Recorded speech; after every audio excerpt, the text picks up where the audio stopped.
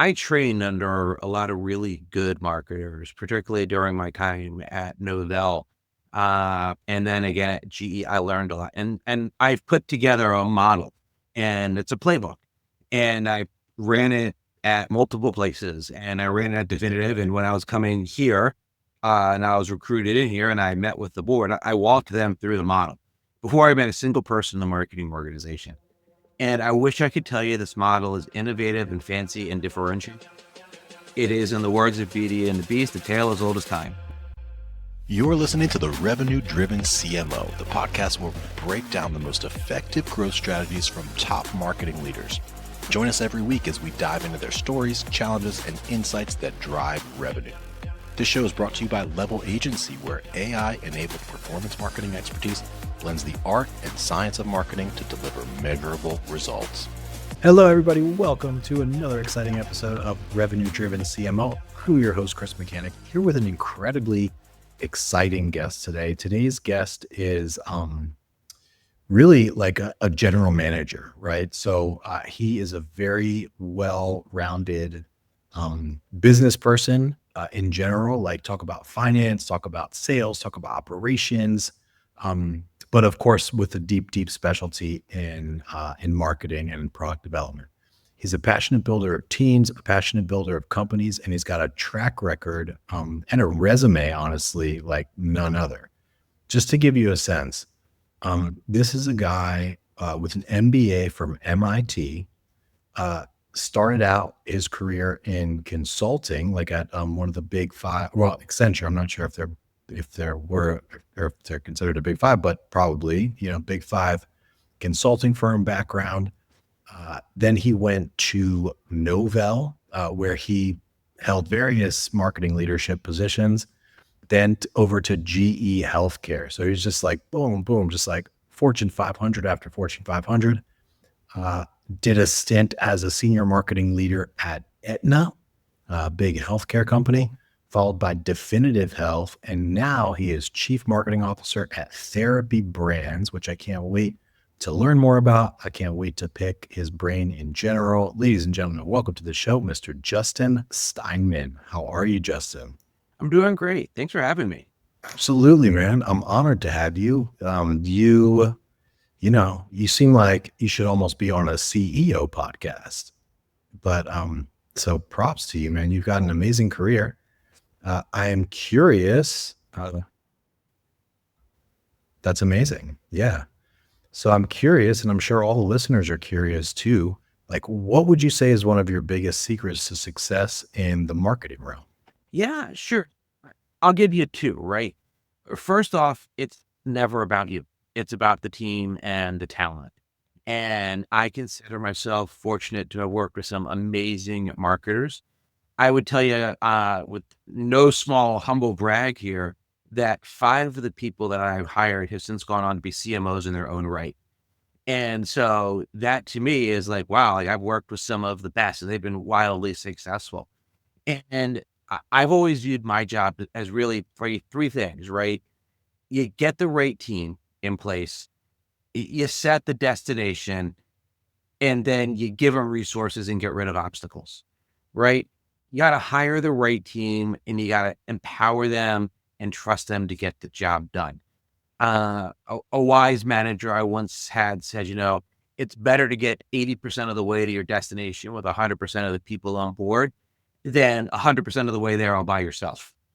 And so I'm really, really fortunate to hire and build great teams. I love and stay in touch with almost everybody I've worked with. The second part of that kind of goes hand in glove. If I could put it in 2 words, it's be authentic, right? And it's be authentic to your team and it's be authentic to your customer/prospect, right? People can spot a phony a mile away. Everybody can. And all of our listeners here today, you know it in your gut when someone's being phony. And there's really, in my opinion, fewer bigger turnoffs than someone who is just trying to be something that they aren't. If you don't know the answer, I don't know. Help me figure it out. Don't be afraid to help. If you have a belief, share your belief. Explain why you're at. And when you're having tough conversations with your team, have them come from the heart, not from the mind, say what you feel and say it with care and compassion, and your team will go to the last furthest mile for you. And then on the flip side of that, be authentic with your customers. There's some weird thing that happens to people. They sit down in front of their computer and they suddenly forget that they are a human. And I am now a professional marketer and I must use big, complicated sentences with multisyllabic words, multiple phrases, and try to show you how smart I am so that you buy my product. And people buy from people, right? And so be human, be accessible, say what you mean. I often tell my team, if you can't explain what you're selling to your spouse or partner across the dinner table, then you're probably marketing it wrong. Keep it simple, right? Put it in terms that everybody can understand why it matters. Don't try to impress me. If you're selling something, we sell software for therapists here at Therapy Brands. I don't talk about, we have a SaaS solution to help you manage your complicated schedules. No, we let you take notes and set your meetings and bill insurance companies, and it works just like Gmail. You log on, you can use it on your phone, you can use it on your laptop, you can use it on your desktop. It doesn't matter. It just works. When I'm talking to therapists, that language resonates because I'm talking to them as a person. 100%. Yeah. And well, what strikes me, I'm wondering when you learned this or how you learned this, because if I look at your background, what I would have assumed was that like you were from consulting, you're from big healthcare companies who are traditionally quite buttoned up and multisyllabic, right? As you put it. So like, how did you develop this from that background? So ironically, I actually would tell you that all of this I learned all the way back in college when I was the editor-in-chief of the Daily Dartmouth, the daily campus newspaper at Dartmouth College. And being the editor of the Daily Dartmouth is a unique experience because it's a 5-day-a-week newspaper and we pay everybody who works there exactly $0. So everybody who's working there is working there because they want to be there. So as the editor-in-chief, how do you manage and motivate a team of people who are purely there to volunteer? And by the way, if you don't publish a newspaper the next morning, everybody on campus knows you failed because it's supposed to be there. It's every night you're producing something and either it's in their mailbox in the morning or it's not. And that was really where I formed it was the management crucible that I came out of. I learned how to write really well on deadline. I learned how to not have an ego because I was surrounded by a lot of good writers. Any one of them could outwrite me, and we edited each other constantly. So it was always about in service of the best story for the reader, not about how many words Justin got in tomorrow's newspaper. And it was about motivating a team by being transparent, being honest. And when you think you said thank you enough, you want to say it 5 more times. That's a good tip right there. And actually, as a leader myself, I could really stand to benefit from that one. Like, hey, when you think you've said thank you enough, say it 5 more times, because and I think there's a brand of leaders that are like this, but like you have high expectations of the people that are working around you, and you sort of are looking for a certain level of performance. And so like if they are just doing the things, sometimes it's like, okay, it's hard to stop and think to say thank you. Like if they are achieving extraordinarily and exceeding your expectations, then it's like, okay, wow, like that's, it's really easy to think to say thank you.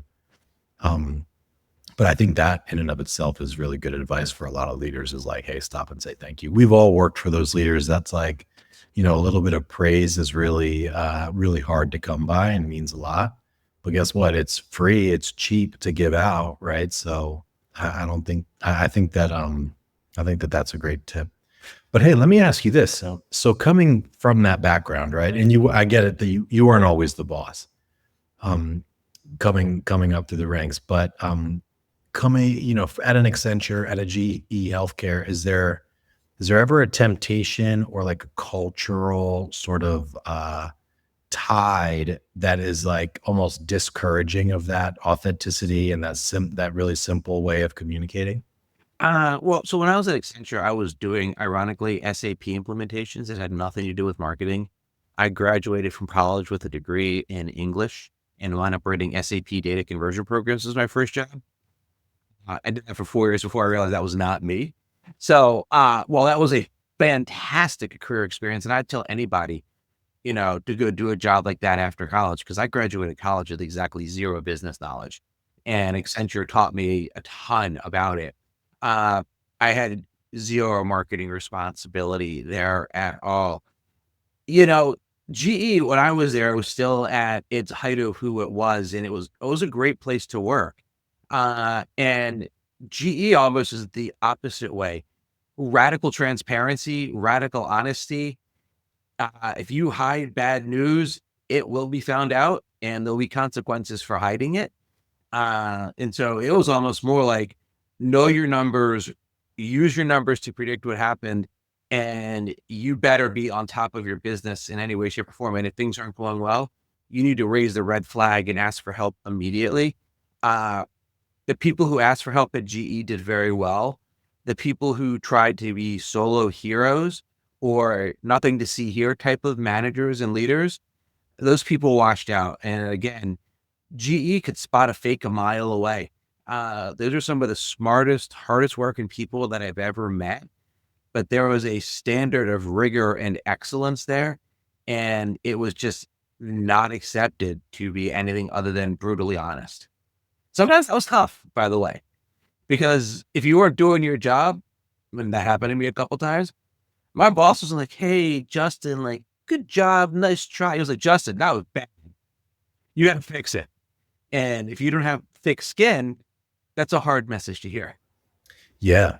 Well, I mean, I think that you are kind of accidentally dropping a lot of value bombs here. Not accidentally. I mean, I'm sure it was very purposeful.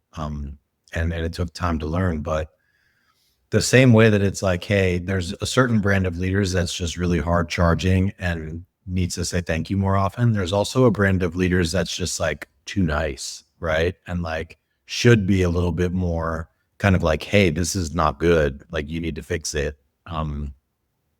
Type.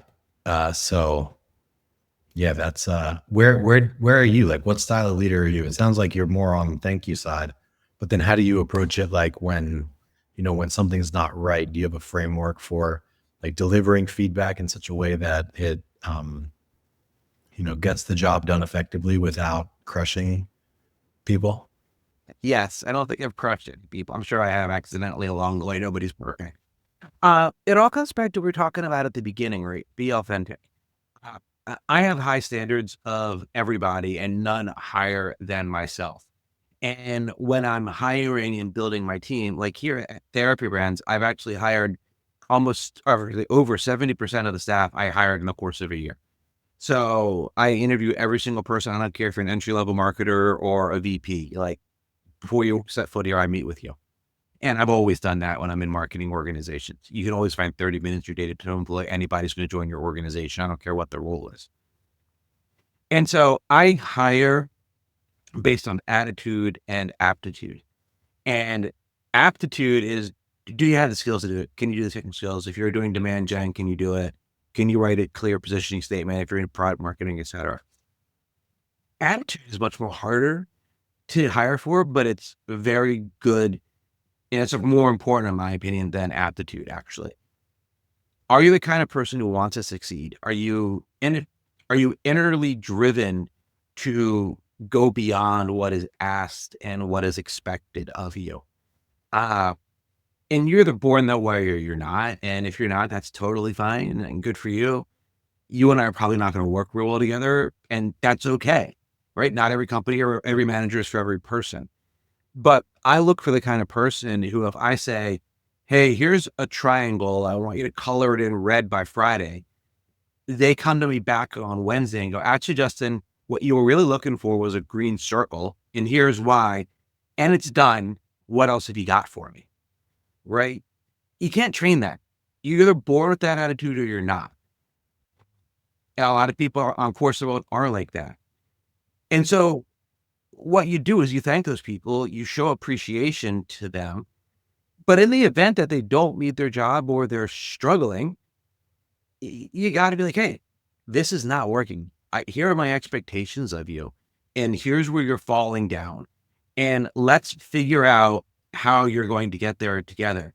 What help do I need to give you? Do I need to be more involved? Do you need me to get rid of a roadblock? Have I been giving you unclear instruction? Have I not been accessible to you? Right? Let's find the problem together. I will always address underperformance head on, but as I said earlier, I will always address it from the heart with a caring about the individual. Look, my job as a manager is to make you into the best version of you and help you become the best version of you. I can't do that by being a jerk. It will not work. I can give you tough feedback, provided I put my arm around you virtually and appropriately. And we're on the same team here. What are we going to do together? And how can we win as a team? As long as you put the team above the individual, good things happen. Love that. Love that. Cool, man. Well, that was sort of I guess, a series of secrets that you just laid out. I want to go back to the first one real quick. I loved your very simple view of the world where it's like, hey, your job is basically hire the right people, set the vision, remove obstacles. Let's talk a little bit about each of those steps. I'm curious, like when you enter a new organization, how do you even determine what roles to hire for, right? So, okay, you're day one in therapy brands, you guys sell software, in the healthcare space.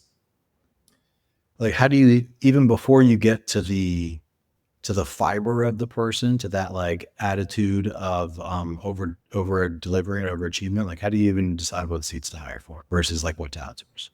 Yeah. So I trained under a lot of really good marketers, particularly during my time at Novell.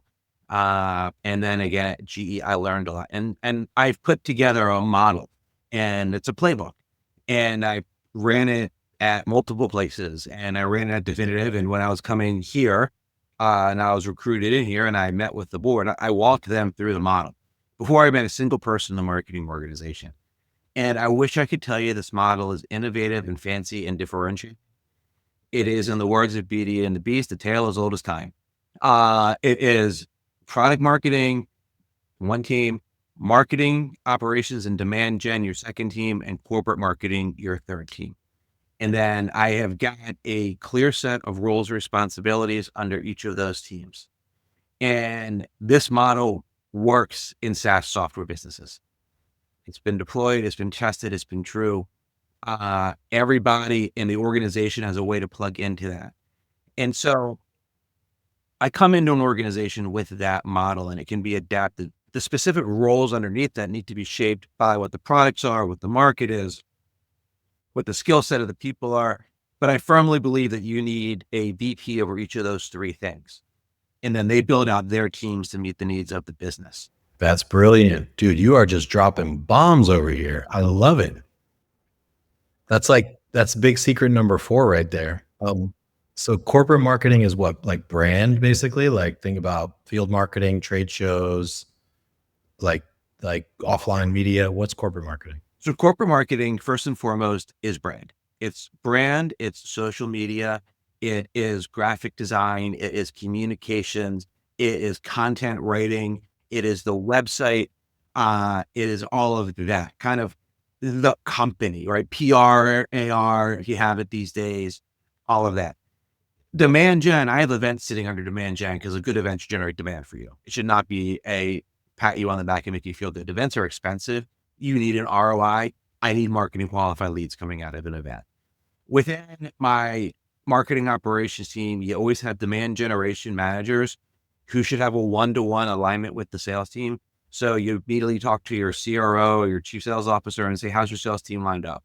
And I actually embed a demand generation manager in each of the individual sales teams so that the head of those teams knows if I need something in marketing, I call person X. It's never a question in their mind. And the demand gen managers, I actually put their bonuses tied to the bookings target of the respective sales segment. So if their sales segment has a good year, they feel it in their bonus. If their sales segment has a bad year, they feel it in their bonus, right? But you don't ever question what their alignment is on there. And then I also have events on the team, as I said, and then marketing operations. Because without good marketing operations and data, demand gen, I look at my demand gen funnel at least twice a day. It's a real-time updated funnel. I could tell you right now for all of our segments, how many MQLs per working day we've generated this month, what our MQL to SQL conversion rate is, SQL to win rate is, how many SQLs we have, ACV, days in cycle. I live and die by those numbers. And you need it.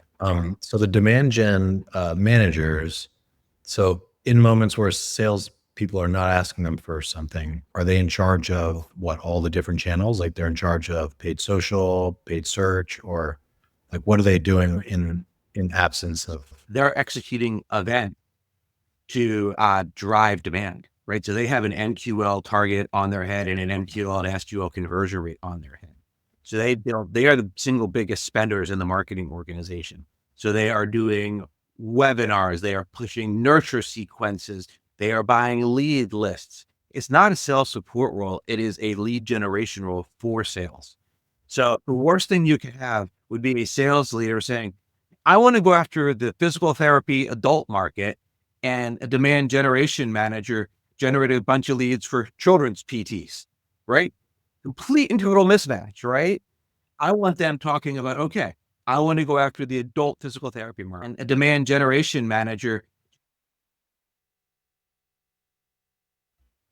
is in there. Who is it? The office manager? Is it the chief physical therapist? Is it the billing person? Who are the different people in there?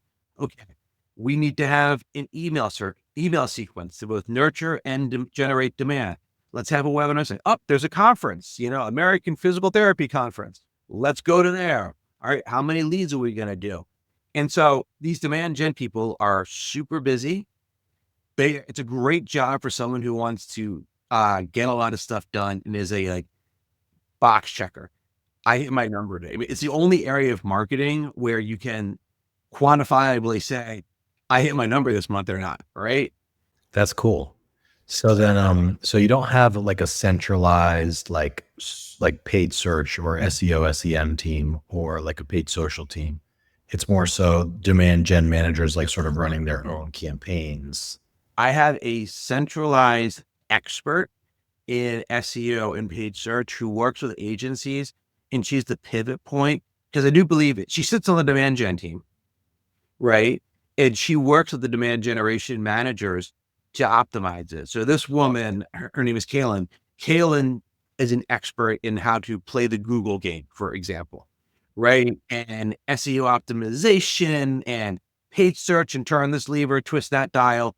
And she has a SEO and organic search agency that supports her, and a paid search agency that supports her. I believe in outsourcing agencies for that type of work, because the market is changing so fast. I can't build that skill in-house in my team. And then Kaylin plugs in with each of the demand generation managers to provide her paid search, Google expertise, and leverage those agencies. So she kind of sees the bigger picture across all of it.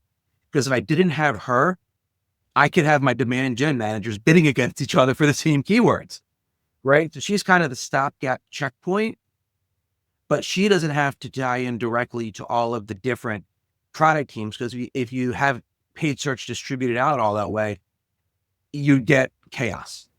Right. Yeah, I gotcha. That's really cool. Well, I think that it's smart.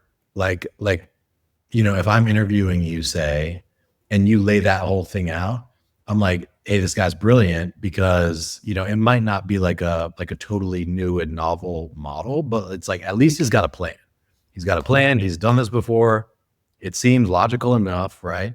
I think it's actually smart, the way that you've got demand gen, because it sounds like they're almost doing kind of like a BDR-ish role, like in terms of like procuring lists and doing like, email outreach type campaigns. But it's much more than that, which I think is really cool. Do you have also BDRs, like folks that are like doing one-to-one sort of Outbound outreach? calling, yes. Yeah. We do have BDRs. Here, the BDRs sit with the sales organization. I've had it both ways. Sits with sales, sits with market. I don't really care. I talk to our head of sales 10 times a day. He and I are on 100% of the same page. He calls my people, I call his people. It doesn't really matter. And so the BDR, though, is doing one-to-one outreach. I always think of sales as one-to-one and marketing as one-to-many, right? We're running broad campaigns to get touch a lot of people. The BDR is dialing people specifically and trying to get them. So BDRs are much better in higher transaction volume products, so high dollar transaction products, whereas marketing is really much more in volume products, lower ACV, but you got to get a lot more units through. That's what we want marketing to be doing. So you guys are pretty legit. I'm looking at the site now. This is a good segue to talk therapy brands. But for folks that aren't so familiar, like tell us a little bit about it. And I'm curious, like, why is it called brands? Is it like you've got, I was just like, you don't really see that name or that sort of naming convention often. So I'm curious about that, and just like what kind of volume are you guys doing in terms of leads and deals and such? So we are roughly we're over $150 million in revenue, ballpark it right now. So a pretty healthy sized company. And the reason it was called Therapy Brands, and by the time this podcast goes up, it won't be called Therapy Brands anymore. We could talk about that. So Therapy Brands was actually created through a roll up of companies. A private equity firm rolled up a bunch of smaller companies and put them into one bigger company. And our goal is to grow it and get it big and get it out there, right? And so Therapy Brands was because the PE company rolled up a bunch of therapy companies that, hey, we're going to call our brands. Therapy Brands as a company doesn't really stand for a lot to a therapist or someone in the marketplace, which is why I have embarked upon, with the team and the board and everybody else, a full and total rebrand. And since this company will be launching, since this podcast, will be going out after April 7th, I can share that we'll have renamed the company at that point to be Ensora Health. And so Therapy Brands, the website you're looking at now as we record this web podcast in mid-March, will be no more. And so instead it will be Ensora Health. And yes, Ensora. And so we have been working on that night and day to get ready for the launch coming up in early April. Awesome. That's super cool. Okay. And then so the on the old site, you look at it looks like you've got different products like Theranest, ShareNode, Echo Vantage. Are those names going away as well? Yes. So that reflects actually legacy of acquisition and one of the driving reasons for our rebrand, right? So those were all the companies that the private equity group had rolled up, correct? And so there's no relationship between Theranest and Echo Vantage and Fusion and Catalyst, other than the fact they were once standalone companies. And so that's really a house of brand strategy, right? And the most famous house of brand strategy in the marketplace is, of course, Procter & Gamble, right? You go to the grocery store, everybody buys a product from Procter & Gamble. Nobody actually knows that they're buying a product from Procter & Gamble. That's like Crest, Charmin, Tide, Cascade, right? Dawn. I mean, these are household, right? These are household names. That's a really expensive marketing strategy to pursue. One that we can't afford. In their case, they almost can't afford to not do it. Correct. But they've done that over time, and it's a consumer versus business to business. And so we have moved more towards a branded house strategy where you have a single brand, in this case, Ensora, and then you have descriptive names for all of the products as to what they do. The most famous branded house is FedEx. FedEx Home, FedEx Ground, FedEx Air, FedEx Office, right? One key brand and a bunch of, other descriptive names after it. So we're going to be naming our products to be Ensora Mental Health, Ensora Data Collection, Ensora Applied Behavioral Analysis, Ensora Substance Use Recovery.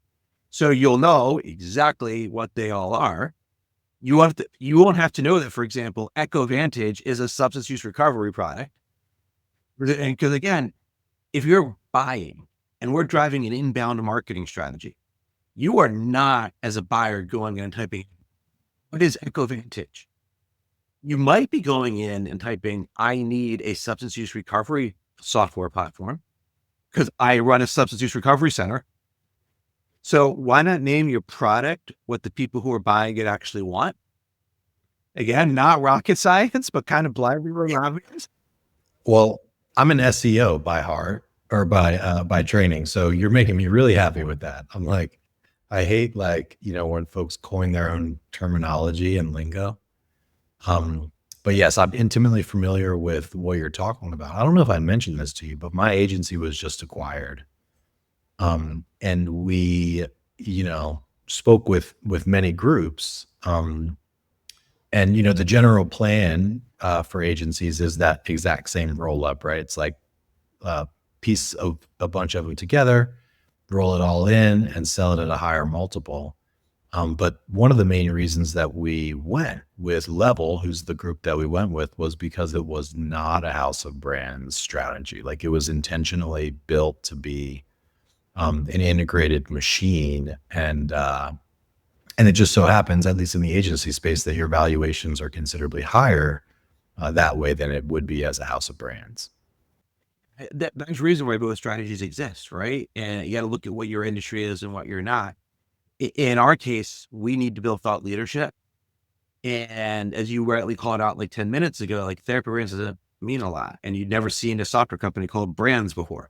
Well, neither had I, right? And so if I'm going to build thought leadership, I'm going to build it not at the EcoVantage name level or the Fusion level. I'm going to build it at the Ensora level and then have all the descriptive names take value from that one master brand.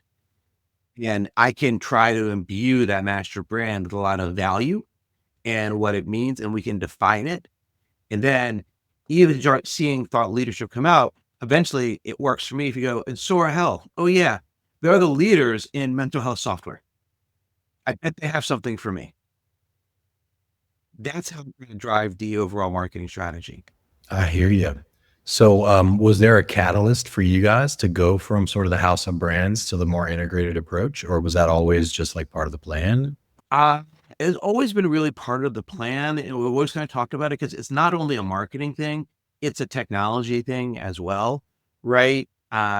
We don't need to have 7 scheduling modules or 10 scheduling modules.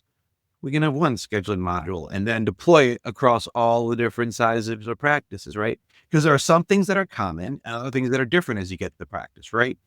Note taking, for example, is actually different, right? If you're a solo practitioner versus working at a large clinic, the notes forms are different. The information you're capturing is different.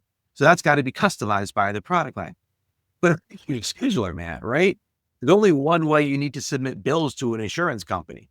So the idea is we can standardize our technology platform, reuse certain modules where they make sense, and then custom build other modules where they don't make sense to build this entire platform.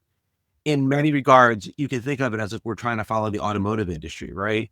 Where Honda has one set of platforms for the car.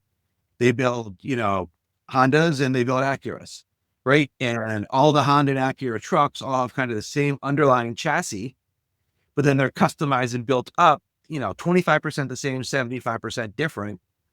We're trying to do the exact same thing here on a technology side in software, right? And so the idea is that we move from these multiple products, multiple companies into one central company, leverage the technology, the best of, right? Of these 10 companies that we will look at, maybe one of them had the best scheduling module. We'll put in all the other ones, right? Oh, and these guys over here, they had the best billing module. Put that in everybody. And ultimately, we have the technology and we have the platform, and we become one integrated large company that can then scale and grow. Yeah, no, that's brilliant. Okay, so it's not just like a front end brand merger; it's also in terms of the product itself. Is wow. So that's like an undertaking. I would say probably 5 times the size of just like if you're just basically merging websites together.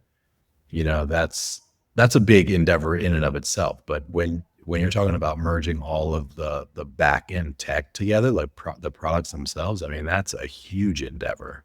Yeah, to be honest, their endeavor is harder than ours. I mean, I got to connect websites, and as I joke with our head of product all the time, hey man, I can just write words on a piece of paper and the functionality exists. You actually got to go build it, man. Yeah. It's like, I could just write a prompt for that. Like, you got to write 400 lines of code. Right. We've got a brand new AI module for note taking. That took me 2 seconds to put on the website. You have like a dozen engineers work on that for a year to actually make it a reality. Oh my goodness. That's wild. Yeah. And I mean, considering, the products themselves. So how many different companies was it? Was it like 5 companies, 6 companies? And it was somewhere, depending on how you slice it, between 10 and 12 companies. I will tell you that we are merging 17 websites into one on April 7th. Man, Yeah. I wish we had more time. I want to hear all about it. Why don't you give us like the skinny? So with that, like what were you most worried about going into it? What kind of things are you learning now that you're in the midst of it? And then like, what are you really going to be watching like a hawk as it goes live? Yeah. So the thing that I've learned the most and has been the hardest thing to do in all of this is there's really nothing more subjective than brand. Right? You and I can look at a math equation. There's a right answer and there's a wrong answer, right? What's a good brand and a bad brand? We kind of all know bad when we see it. We kind of all know good when we see it, but you can't quite quantify it, right? And brand speaks to everybody at a personal level. And what you got to remember is like when you're marketing, you have the privilege of speaking for the entire company. And you have to be able to bring everybody on this journey. And so, yeah, like the engineering department gets to weigh in with an opinion on brand. I don't get to weigh in on whether we use Microsoft Azure or Google Cloud or Amazon Web Services. I have zero qualifications to make that assessment, right? I mean, we just covered the extent of everything I know about them. But this brand, the engineer's at a party on Saturday night, and he's got to be like, I work at Ensora Health, and I'm really proud to work here. And, we are bringing harmony to therapists. And I'm proud. Let me tell you more about it. Because for all you know, the person who's talking to you at that party on Saturday night is the world's best engineer who we want to come work at our company. You just don't know, right? And so you've got to be humble enough when you're doing this brand to listen to everybody.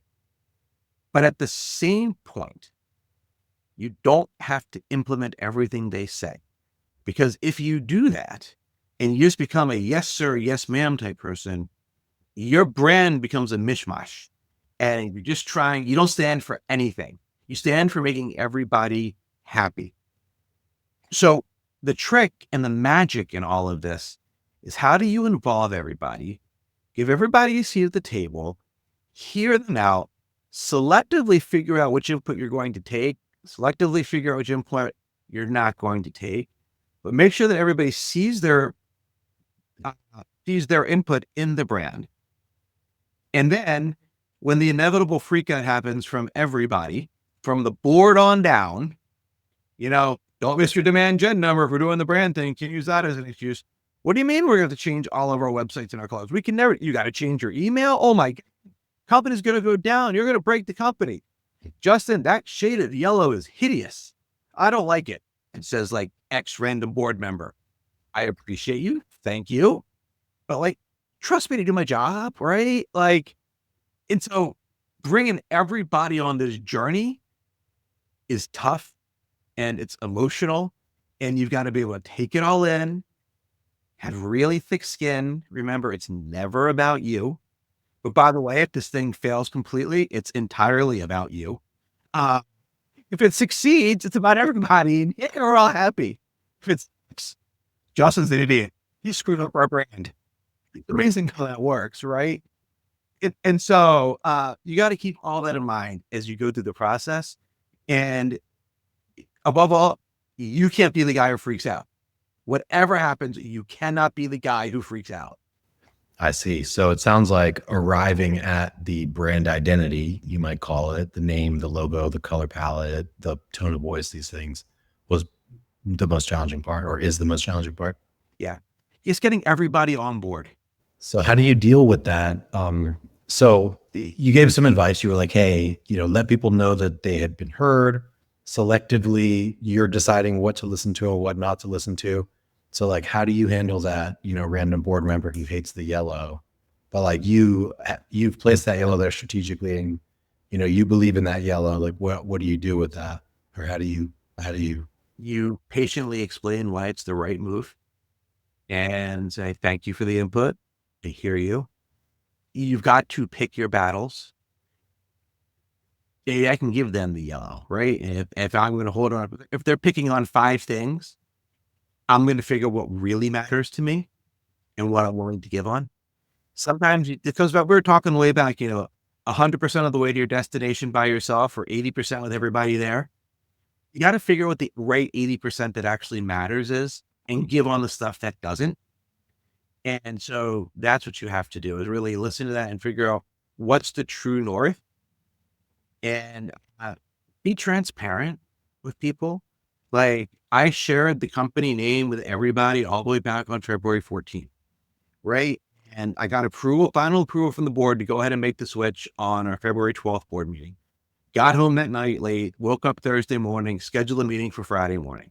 And I kicked off the presentation with, let's see if 600 people can keep a secret for 60 days, right? And I'm bringing all of you in. I'm going to tell you the brand name. You all have to swear secrecy to me, right? And, I gave them the brand name. I gave them the new tagline. I showed them a mock-up of what the website's going to look. And I charged everybody up. And then they've had 60 days to be excited about it. And they're on the inside, right? Versus they wake up on April 7th and there's a whole new company name and they have a new email address in their box. And no matter how good it is, they're upset. Right. Yeah, that's true. How did you come up with the name, or what is the name? Where did it come from? Yeah. So the name came from a ton of research. When we kicked off this project, we did a lot of research. We interviewed customers, we interviewed prospects, we interviewed lost deals, we interviewed physicians and therapists with absolutely no relationship to us at all. We used one of those third-party expert research surveys to go off and survey 1,000 people with a quantitative survey. We did focus groups with, 10 focus groups of 10 employees each. Every single ELT member was interviewed. Every single board member was interviewed. We took all this data. We synthesized it with our agency and what's called a ICS, an integrative collaborative session, to figure out what our core positioning is and what the problem that we are going to ultimately solve and differentiate ourselves on. And the problem that we landed on was unrelenting administrative complexity has taken the joy of practicing therapy away from the therapists, and it's not letting them be the best therapists that they can be, right? There's so much noise and so much complexity. Like, nobody got into therapy because they enjoyed billing insurance companies, right? Or taking detailed documented notes.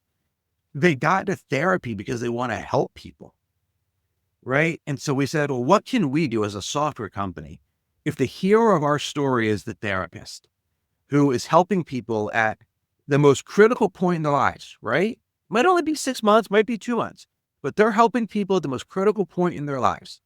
What can we do? We can remove the administrative complexity. We can create harmony between the therapist, the clients, and the healthcare community. And so we put this blueprint together around practicing in harmony. And that was going to be who and what we are. And then we went in search of a name that kind of could tie into that core theme. And we did a bunch of name brainstorming. We had a bunch of different stuff. But full disclosure, I sat down one night with a glass of scotch and ChatGPT and spent about 3.5 hours. I looked at well over 1,500 names, combining and prompting and reprompting and this and that and the other, and ultimately stumbled onto Ensora and 2 or 3 other ideas. Ensora really stands for EN for ensemble, and Sora is the Japanese word for both sky and healing. And so we help you heal together under one sky. It was really critically important to me that we had health as the second word in our name, because I want to symbolize that we are a healthcare company in the segment we play in. So hence we became Ensora Health. healing together under one sky. Nice. I love that.